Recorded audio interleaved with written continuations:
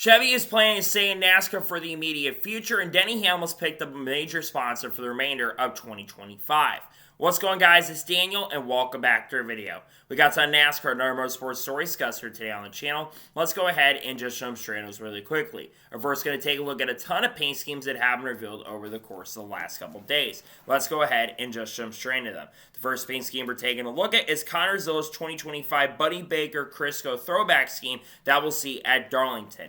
Junior Motorsports absolutely nailed this and knocked this one out of the park. This is a throwback to his 1986 car Buddy Baker had. It looks amazing. It looks incredible. And I cannot wait to see his car on the track at Darlington because it looks absolutely amazing.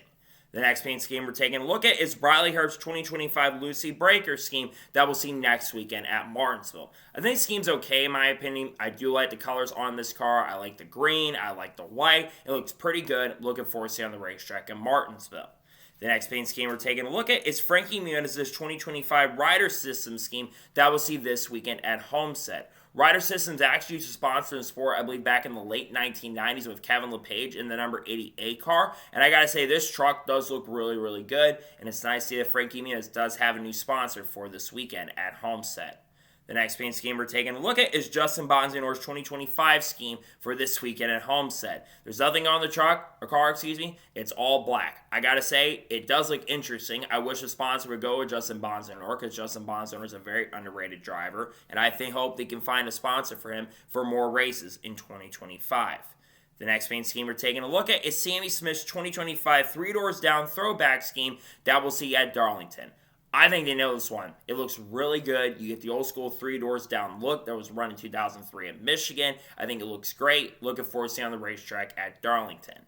The next paint scheme we're taking a look at is Josh Berry's 2025 Jim Clark throwback scheme that we'll see at Darlington. This is a throwback to 1965 when the Woodruffs were actually on the pit crew for Jim Clark when Jim Clark won the 1965 Indianapolis 500.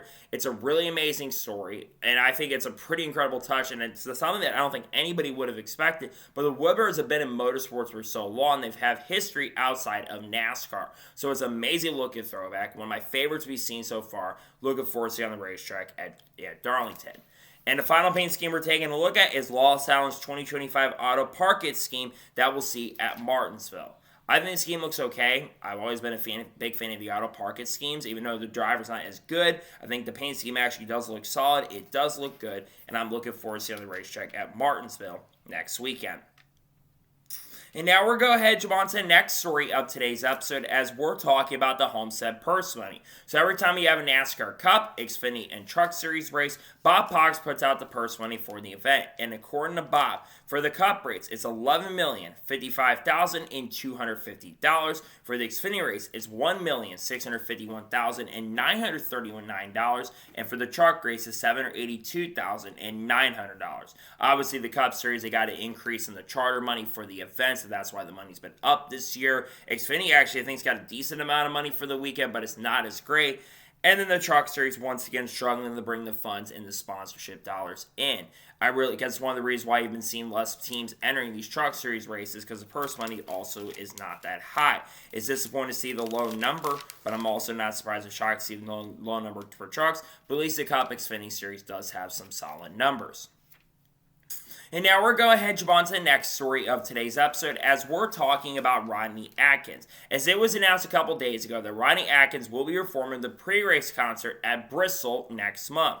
Rodney Atkins, for those who don't know, was a big-time country singer in the mid to late 2000s and the early 2010s as well, with songs If You're Going Through Hell and some other big songs that he released like Take a Back Road, among other songs. He hasn't really had a big hit recently. I know he had that song with the Juke Fit Fuke, or whatever the group is, basically that ran the Jubilee Singers, I think it was called. That's the last time he had a pretty big hit. I think it's nice to see someone that's kind of recognizable. I know some probably don't think he's recognizable, but I think he is. And I think it's actually pretty cool that he's going to get the opportunity to perform a pre-race concert at Bristol. And it's good to see they're bringing him in to do some concerts, in my honest opinion. And now we're going to head on to the next story of today's episode as we're talking about the Martinsville Truck Race, as they have a title sponsor for the event. It's going to be called the Boys and Girls Club 200.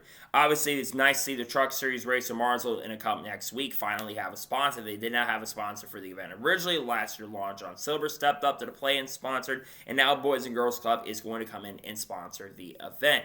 I think the logo for the event does look really, really good, and overall, it's pretty nice to see that the Martinsville Truck Race will have a title sponsor for the event, calling it the Boys and Girls Club 200.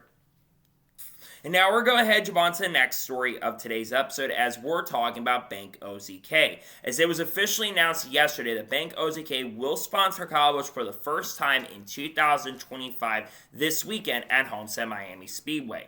We already knew that Bank OZK was going to be sponsoring Kyle Busch for quite a few races in 2025, but we weren't really sure what race exactly they were going to sponsor Kyle. Now we know for sure they're going to sponsor him this weekend at Homestead, and I believe they're going to sponsor Kyle Busch at the end of this season as well, though Zone is going to sponsor Kyle Busch for most of the races this year. We've seen Kyle Busch have new schemes and sometimes takes those schemes to victory lane. Look at McLaren Grills, for example. He took that car to victory lane at Talladega a couple years ago in 2023, and we know that Kyle Busch is probably going to be a factor for a really strong run this weekend. So I think it's nice to see Bank OZK come in and work with the team at Homestead, and I think it's honestly a nice touch overall. I think the car looks really, really great, and I think it's nice to see that Kyle Busch continues to pick up new sponsorship because it's unknown if Kyle will be back at RCR in 26 I should say. There's been talk that he may leave the team at the end of the year. We'll have to kind of wait and see on that front. But it's nice to see that Kyle Busch will have a sponsor for this weekend at Homestead Miami.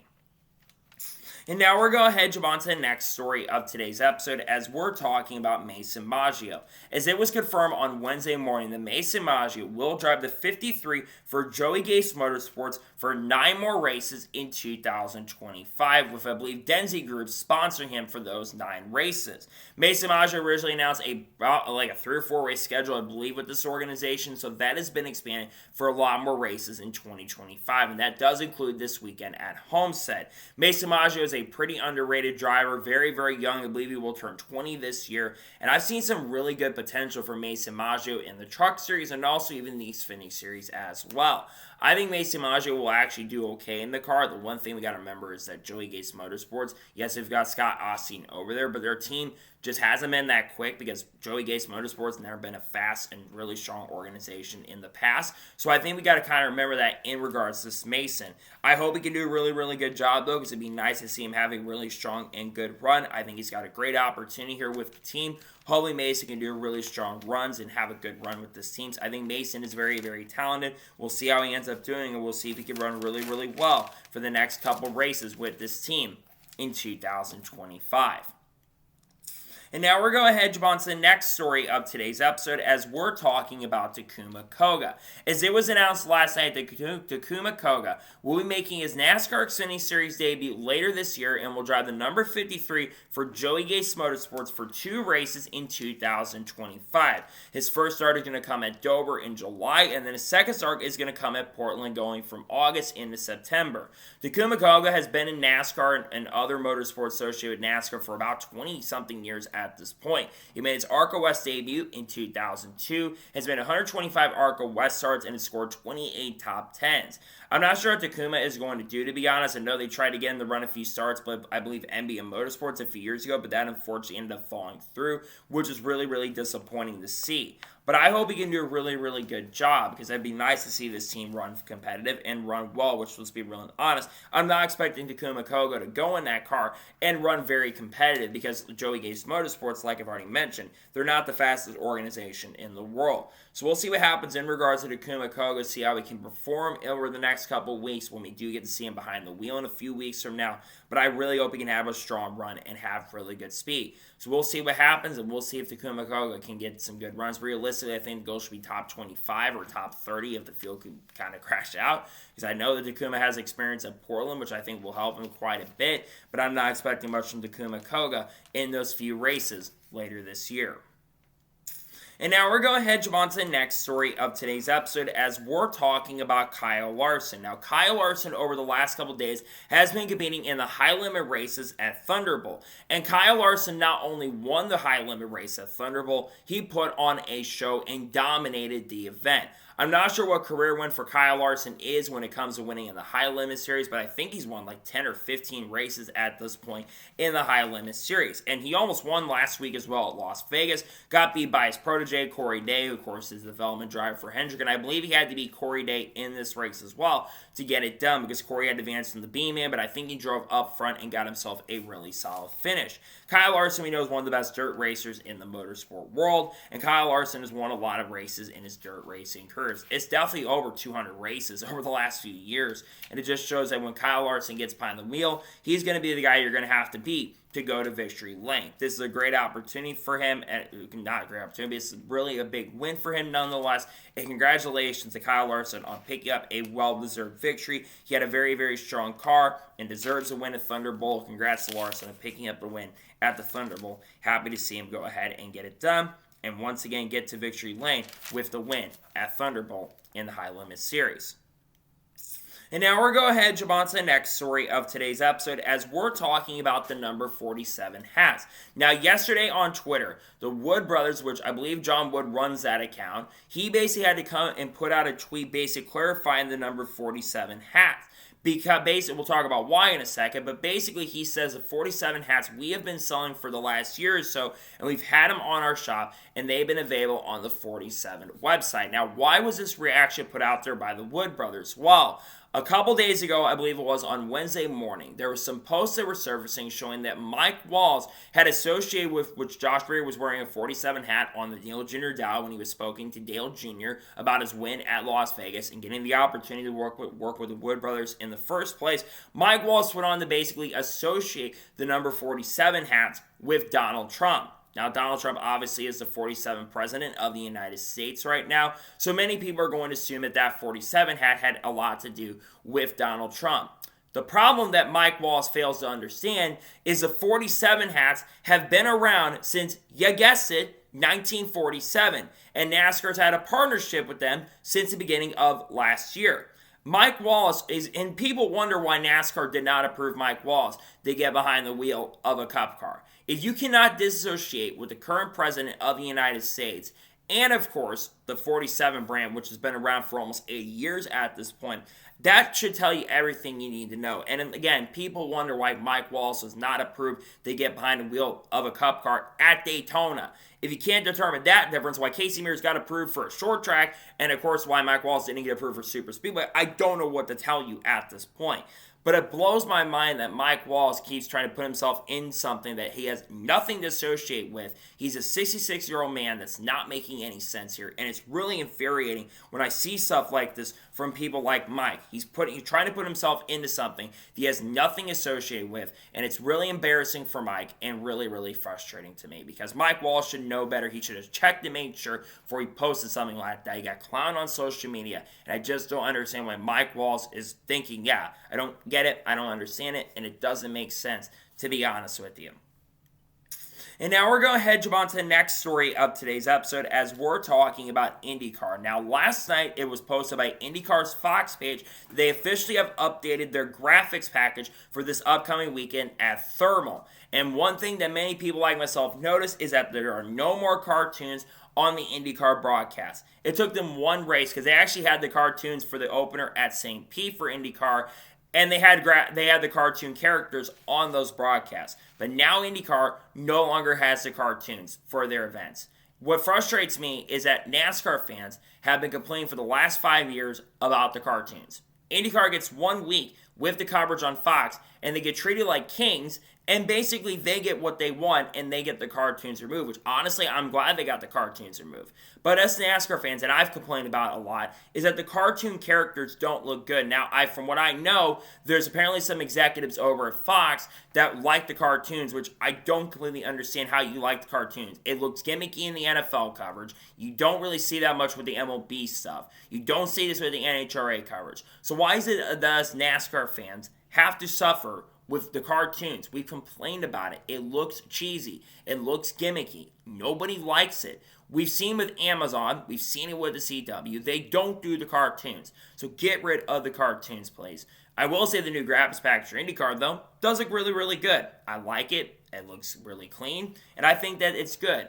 And I just wish that us NASCAR fans got treated the same as the IndyCar fans are getting treated. So I think it should be treated equally, and it blows my mind that we've been dealing with these cartoon characters for 5 years now.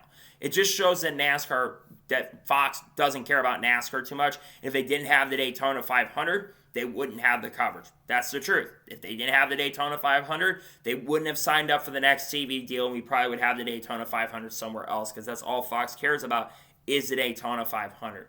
So it's really infuriating seeing this kind of stuff, but it doesn't also shock and surprise me because we've seen them do stuff like this and make moves that just are questionable. And again, though, I'm not surprised or shocked to see some questionable moves by Fox, in my honest opinion. And now we're going to head on to the next story of today's episode as we're talking about Patrick Sarapoli.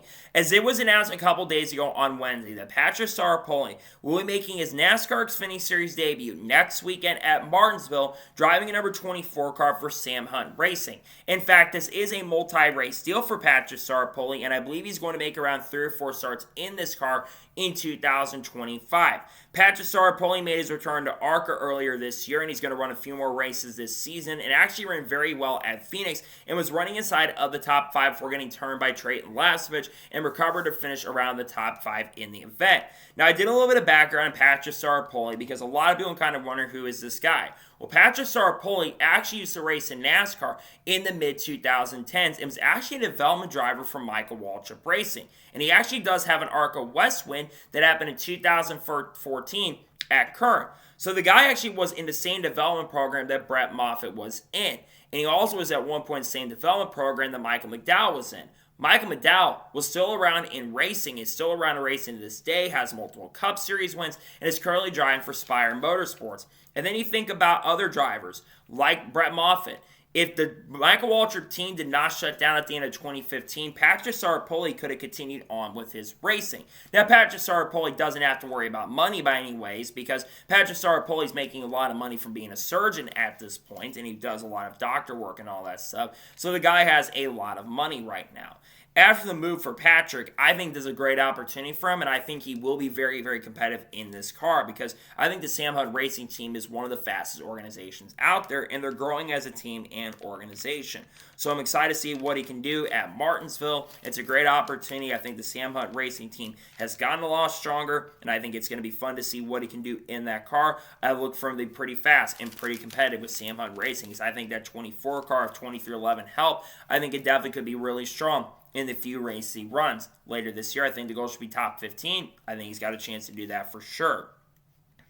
And now we're going to head on to the next story of today's episode as we're talking about USAA. Now we're going to talk about Progressive joining up with Denny Hamlin in just a little bit. But it was reported by Adam Stern on late Wednesday night that NASCAR has been working in recent months to try to find a new insurance category partner after Geico's exit at the end of last year.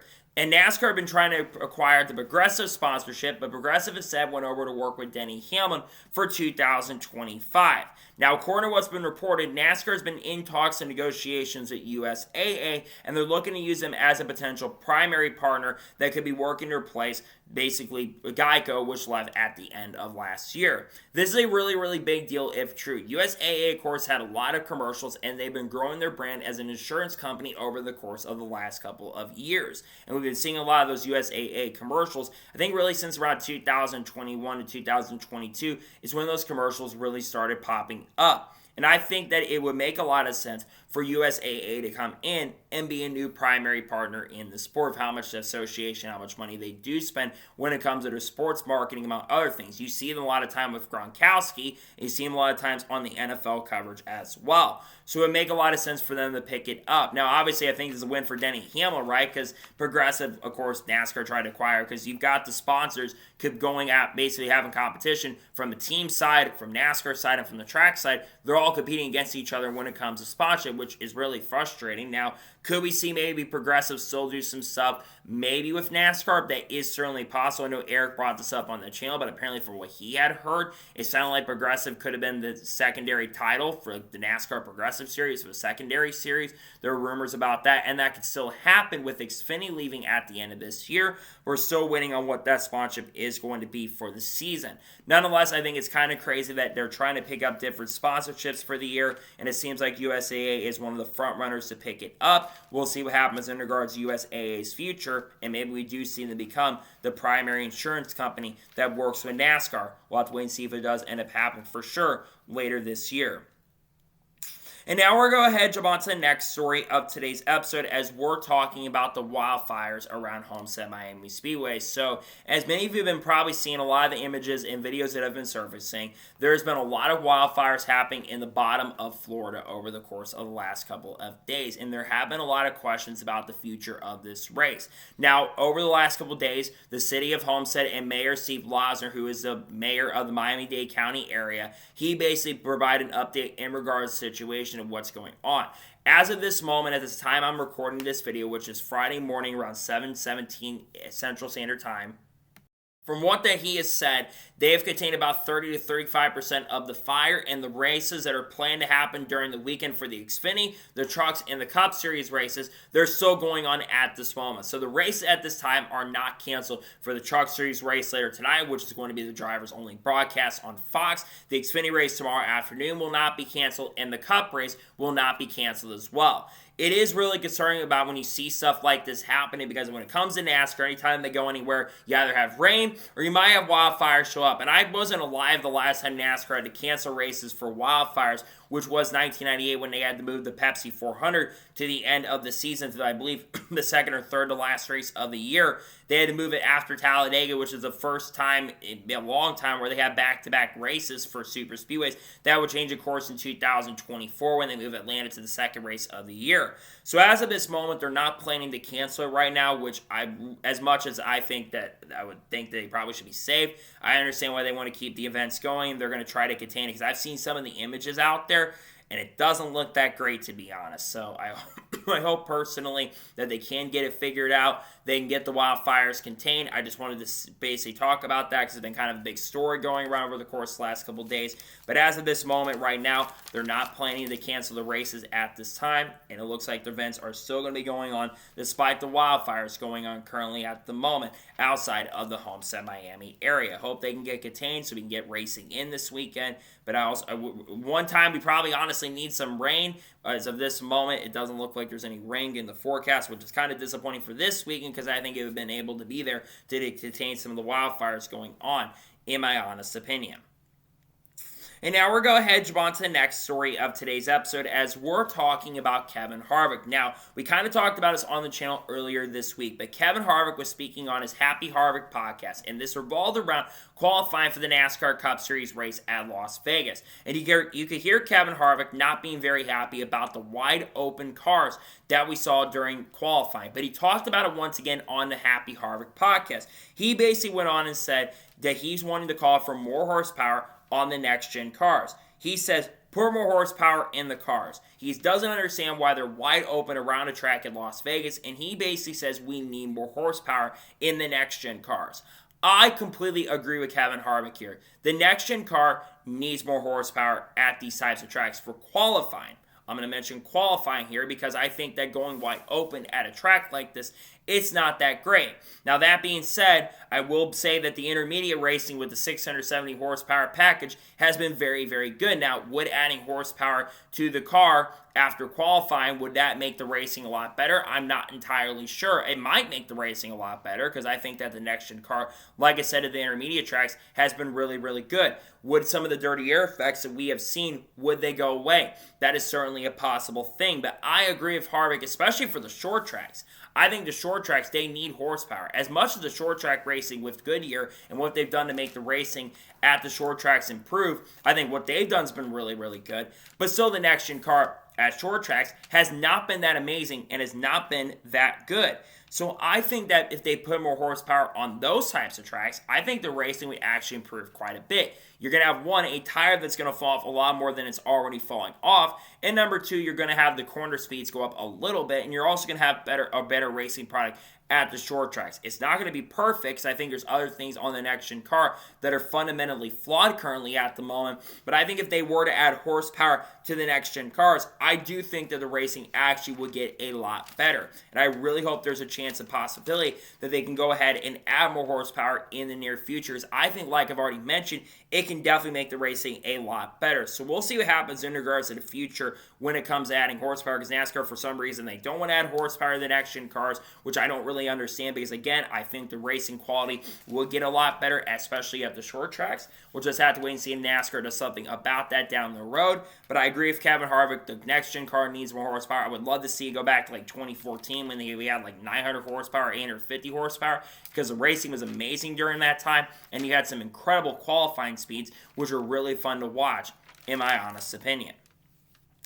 And now we're going to head on to the next story of today's episode, as we're talking about Christopher Bell and the Christopher Bell rule. Now, if you watched the NASCAR Cup Series race at Las Vegas Motor Speedway, you saw what happened near the middle portion of the event. So Christopher Bell had a loose wheel, I believe a left front wheel, that was loose on the car. And Christopher Bell and Adam Stevens made a very genius-like move where they actually went down pit road and went into their teammate Chase Briscoe's pit stall. And they went there and they got the wheel tightened on the car and came back out. Now they had to go to the tail end of the longest line, but they didn't have that 2-lap penalty if that tire had come off on pit road. And there's been a lot of questions whether NASCAR was going to make a new rule up or going to clarify the rule in regards to what happened with Christopher Bell at Las Vegas. Well, NASCAR actually clarified the rule and announced a new rules on that on Thursday.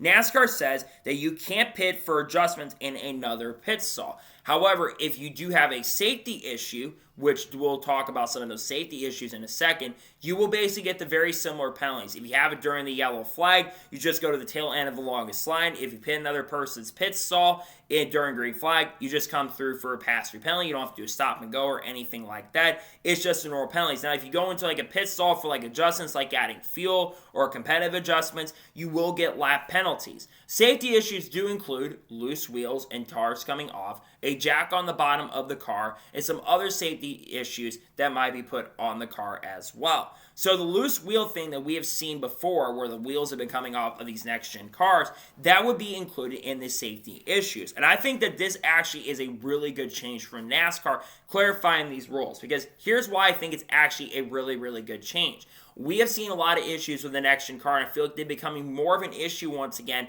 in 2025.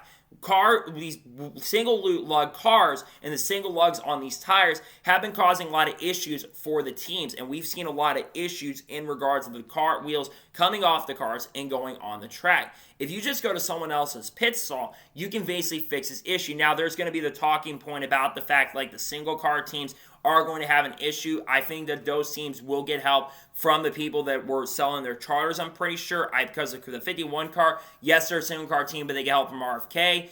The Wood Brothers, they get help from Team Penske, and Hayek, I think they get help from Joe Gibbs Racing or another team, I'm pretty sure, like RFK or another team, if I'm not mistaken. So that would basically help those teams quite a bit. But I think this is a common sense rule that really needed to come in because, again, we had a lot of issues with the tires coming off and then falling off the cars. So because I think it could save a lot of issues. Now, there might still be issues with it with coming on the track, but I think you're not going to have as many of these problems. You're not going to have what happened to Chase Briscoe more than likely anymore. You're not going to have what happened with Kyle Busch, though. I think that this is a really, really good decision, and I think it's overall a very, very good change. And I think it's actually, like I said, a really positive change to the sport because safety issues are a thing we've been seeing with the next-gen car. And overall, I think that a safety change coming in to fix some of these issues, because I think the next-gen car has a lot of fundamental issues on its own, but I think that this safety change to some of the ruling, I think is the best thing they could have done, and I think it's a great change overall, in my honest opinion. Now we're going ahead and jump on to the next story of today's episode as we're talking about Catherine Legge once again. Now, a big story that's been happening in NASCAR over the course of the last couple weeks is what happened in Phoenix a couple weeks ago. Catherine Legge unfortunately caused a couple incidents in the race. She spun out around lap 5 or lap 6 of the event, and then later in the race she got into an incident with Daniel Suarez. And recently she had a conversation with some people from CNN, not the most trustworthy group, but she had an interview with someone from CNN, and she kind of spoke about what happened at Phoenix and kind of talk about some of the other stuff that's happened behind the scenes. She takes full responsibility for what happened at Phoenix, but she feels that she was set up for failure. And she says you really only get one practice session, then you go straight into qualifying, and then you basically just go straight into the race with not a lot of time. She also said that when she talked to Daniel Suarez, they had a really good conversation about what happened there. And Daniel Suarez even kind of said the same thing that she has said, which she was set up for failure. And I completely agree with Catherine Legge. Now, she says that she's hoping to make more starts in the NASCAR Cup Series in 2025, which, to be honest, I would love to see her make some more starts in NASCAR. As much as it was a bad debut for her on the NASCAR Cup side of things, I think that it really wasn't all her fault. And I'll kind of say this. I agree with Catherine Legge on this. I think that she, unfortunately, as Daniel Suarez has said, and what she had said in this interview, she was set up for failure and was not set up for success. She didn't get much practice time. The only practice that she got was like 45 minutes on the track, and basically they didn't give her enough time to get acclimated to the next-gen car. And I think this has been a big conversation that's been starting to happen in the industry. Many people in the industry are starting to speak out. I saw Matt DiBenedetto comment down, I believe, on the Motorsports Dom podcast. I did see other people like Steve Malazzi talk about it. Mason Maggio has been speaking out about it. People like Jordan Bianchi have been very supportive of adding more practice. He talked about the fact that we're cutting costs in a lot of areas, and we're cutting costs on practice. And team owners have told them publicly that we shouldn't be cutting costs on practice. Same thing Dale Jr. said. Dale Jr.'s talk about maybe like the big teams don't want it, and maybe they don't have to go out on the track. It's their decision. It's their choice. But I think especially for younger rookies and people that don't have as much experience in these next-gen cars, like a Catherine Legge, like an Elio Castroneves, you need more practice, especially for younger drivers too. I think that's what hurt Haley Deegan along the way for her, is that she didn't have a lot of practice. She said she started figuring it out in stage 3 of the races, and then she really struggled most of the time because she didn't have enough practice time on the track. It's very hard for a young driver to get really, really good and get that experience because they don't have a lot of practice. I'm not sitting here and saying that we need like 4 hours or 5 hours of practice, but surely we can get maybe like an hour to an hour and a half of practice every single week for each series, and I think that testing needs to come back. One thing that NASCAR used to do a long time ago, they had testing, and even at some of the tracks, they had rookie tests, and I know they do some of those rookie tests still to this day, because they have to run rookie tests to get approved to get on these bigger tracks, but you've got to add more testing. I think if you had more testing for these drivers, I think it would genuinely be better for everybody, and I think the racing product would actually get a lot better. So I really hope down the road NASCAR does add more practice, because I think that would be one of the major solutions to some of the big problems going on right now. Again, I think the lack of practice is just really inexcusable at this point. NASCAR is the only major series right now that doesn't run full-scale practice sessions, and it blows my mind that there's not enough practice on the track. And we've been away from COVID now for 5 years. You would think NASCAR would add more than like 4 or 5 45-minute sessions, and they added 5 extra minutes. Woohoo, they add a little more practice, but I do believe there needs to be more practice sessions. I think you need to add more practice. You need to have testing. Bring testing back. Who gives a crap about the money at this point? Gets these cars on the track. It also creates storylines. I don't care what Pete Pistone says about counting heads in the stands. Please, for the love of God, get these cars on track a lot more, because again, I think the racing product would generally be a lot better with more cars on the track. So we'll see what happens in regards to that and see if NASCAR does add more practice, because it feels like there's a lot more conversation about it right now. And the sooner the NASCAR can add more practice in these races, the better I think it's going to be for everybody. We'll see if NASCAR goes ahead and adds more practice. I think the conversation's increasing. We'll see what happens in regards to more practice in the future. And now we're going ahead and jump on to the next story of today's episode as we're talking about 2026. Now, a couple days ago on Wednesday, Private Porno, which is an insider account, put out a very interesting teaser in regards to 2026. They basically say, is it too early to start planning for 2026? Usually when Private Porno puts out a tweet in regards to something very important, that means that there might be a pretty big announcement that is coming down the pipeline, and there might be some big news coming around in regards to 2026. Now, this can indicate a couple different things. Number one, it could be around the schedule. When you start packing your bags and you start hearing things like that, it could be indication on the 2026 schedule. Now, NASCAR, of course, usually when it comes to their schedules, they release them later in the season.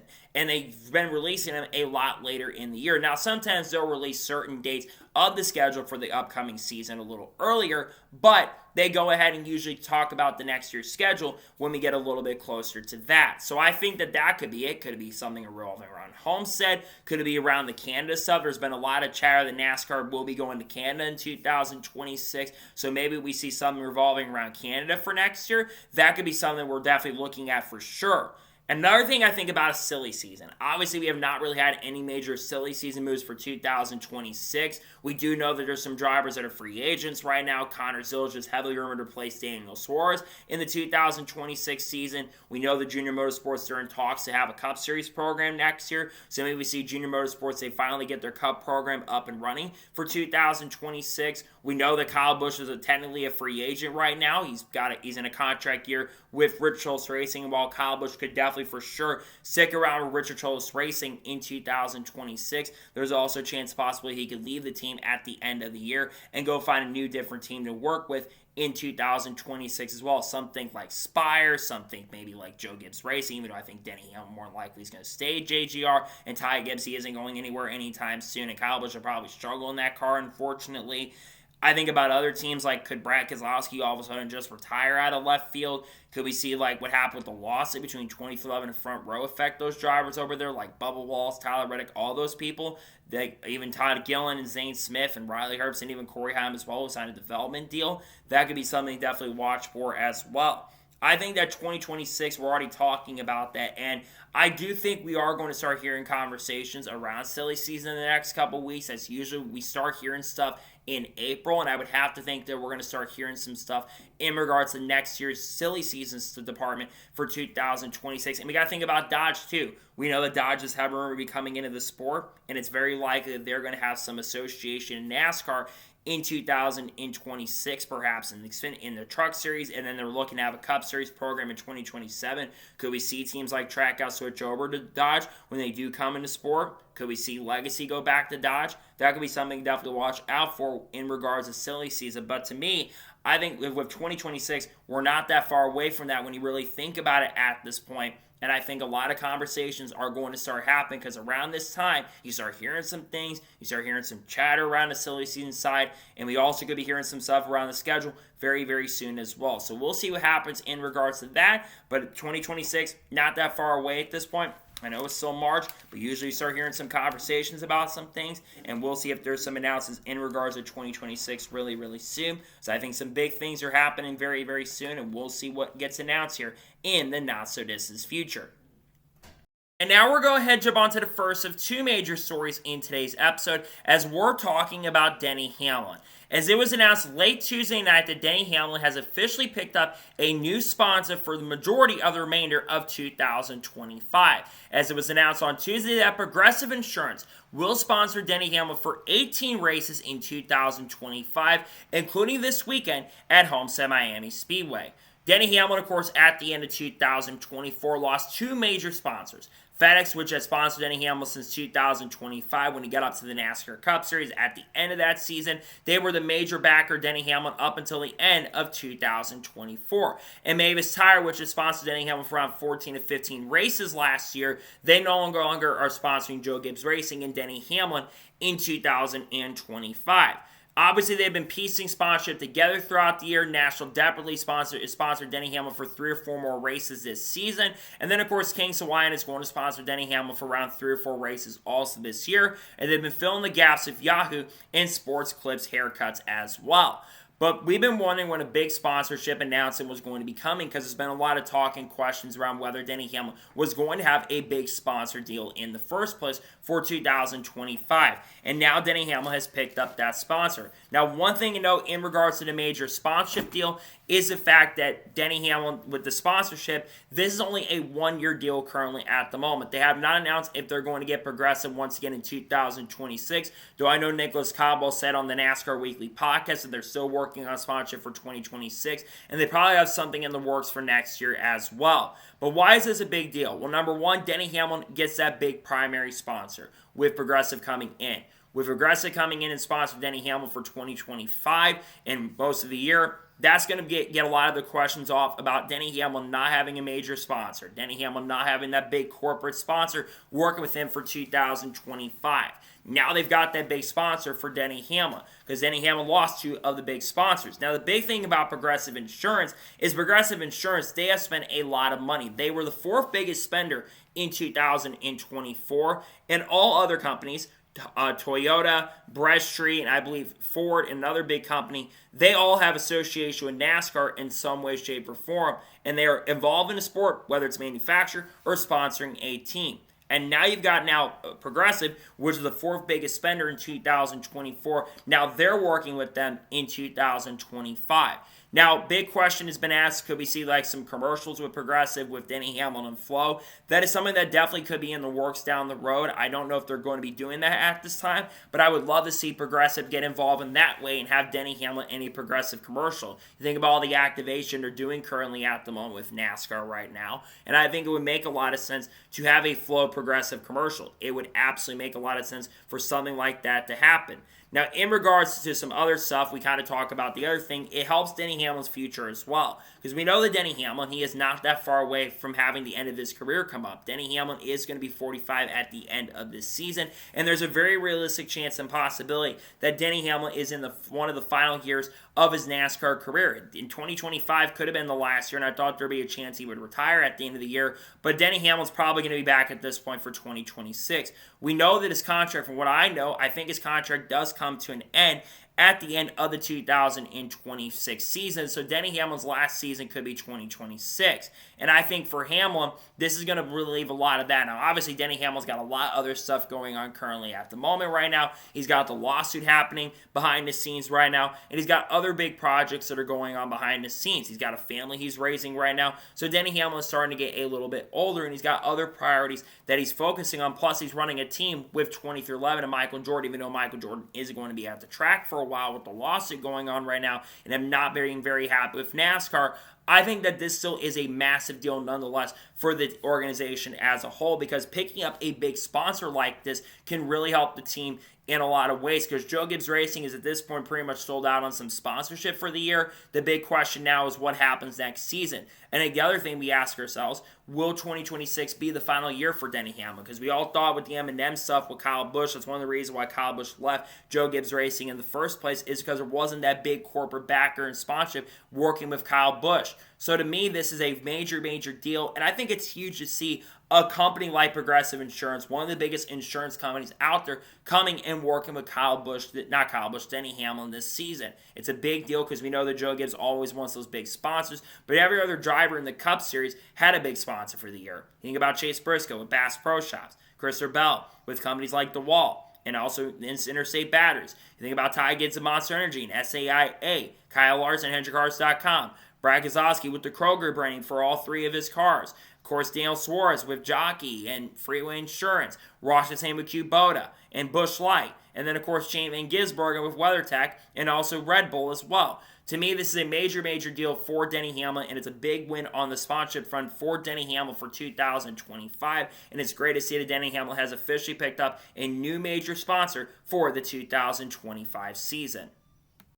And now we're going to jump on to the final major story of today's episode, as we're talking about Chevrolet. Now, there's been a lot of talk and conversation over the course of the last year or so about Chevrolet's future in NASCAR, whether Chevrolet could leave in the next couple years and go do something else, and maybe a new manufacturer like Cadillac could come in and replace Chevrolet, or if they are going to stay. Well, there was an article that came out from VA Sleuth, I believe on Wednesday or Tuesday, that Chevrolet, it looks like, is planning to not leave NASCAR and V8 supercars anytime soon, and they're going to be sticking around for the long term in the foreseeable future. According to them, Eric Warren, who is the GM guy who does a lot of direction for GM, he says that Chevrolet is not planning to leave NASCAR anytime soon. And they're still looking to run the Camaro body, which will still be called a Chevy body in 2025, and also likely in 2026 as well. He also did not confirm this, but it sounds like there might be an updated body coming from the Chevrolets in the next year or so,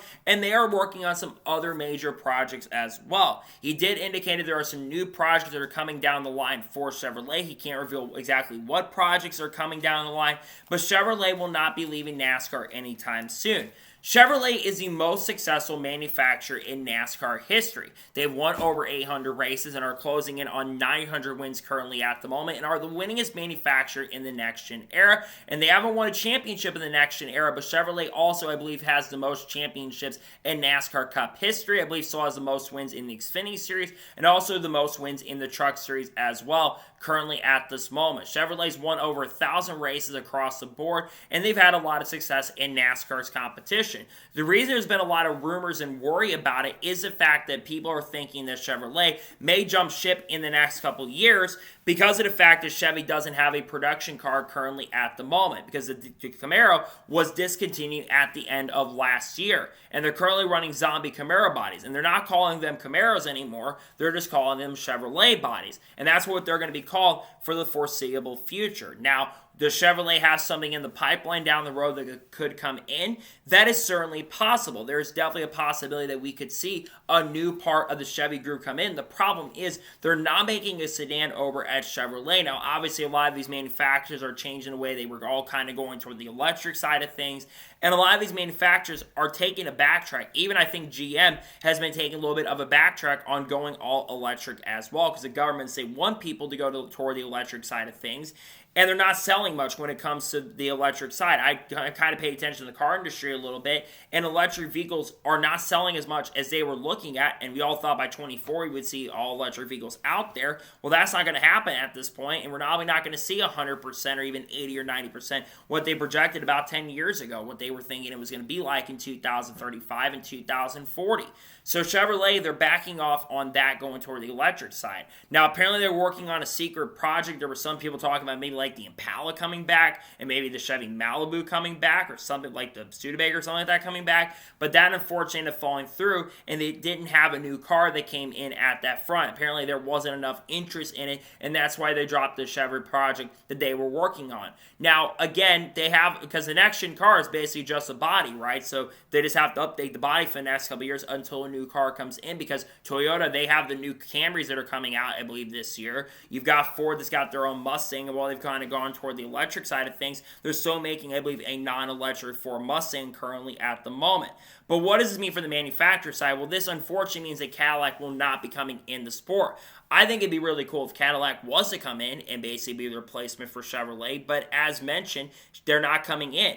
But we already know that there's new manufacturers that are on the horizon of coming into NASCAR. We know that Dodge are in heavy talks and conversations, have some Truck Series programs in 2026 with the Ram side of things. And then they're also likely going to have a Cup program in 2027, and multiple teams like Trackhouse Racing, and maybe even Legacy, maybe even down the road like RFK, if they ever wanted to make just the change, they could switch over to that brand in 2027, because I think it's going to be only 1 year there in trucks. I know 2028 is more realistic, but I think 2027 is also a very big possibility.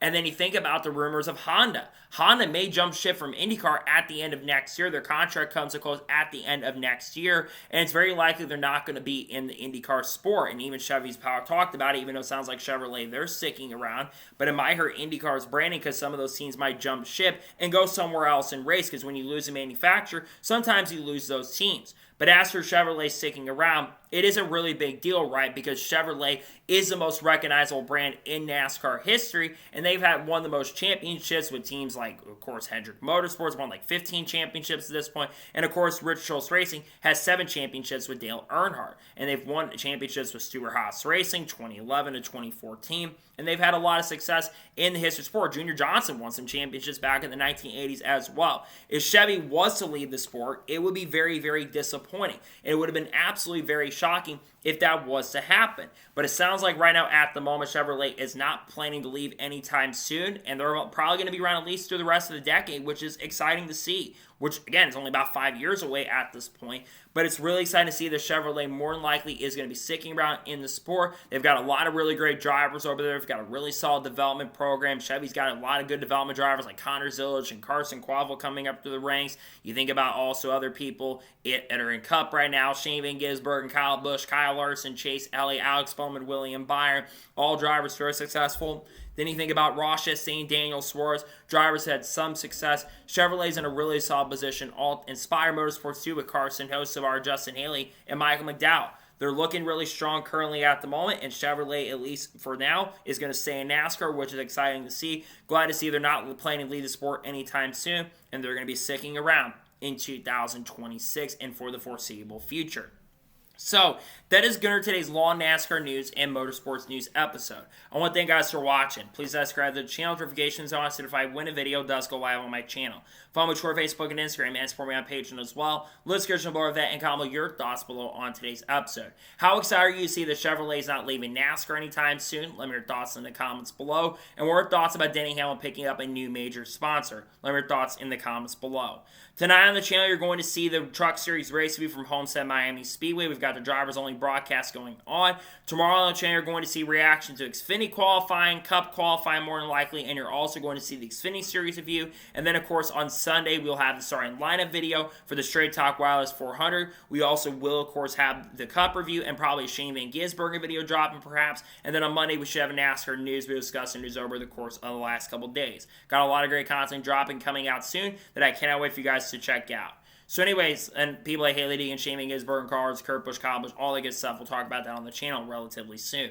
So anyways, like I said, I want to thank you guys for watching today's episode, and I'll see you guys next time for more great, awesome NASCAR content and other motorsports content on the channel like this. Take care, everybody.